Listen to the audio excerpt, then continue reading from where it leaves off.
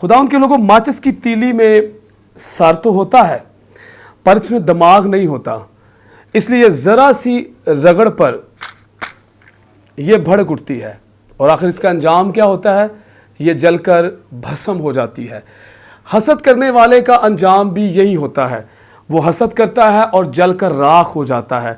सो हसद से बचे और दूसरों की हौसला अफजाई करना सीखे। किसी ने क्या खूब कहा, बुग़्ज़ और हसद से दिल खाली रखिए, अपने किरदार को मिसाली रखिए, जो दाद के काबिल हो उसे दीजिए दाद, दुश्मन ही सही ज़रफ़ तो आली रखिए।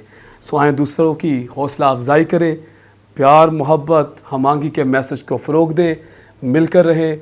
यीशु मसीह ने कहा एक दूसरे से बरादराना मोहब्बत रखो, एक दूसरे से मोहब्बत रखो जिससे लोग जाने कि तुम मेरे शागिर्द हो। God bless you all.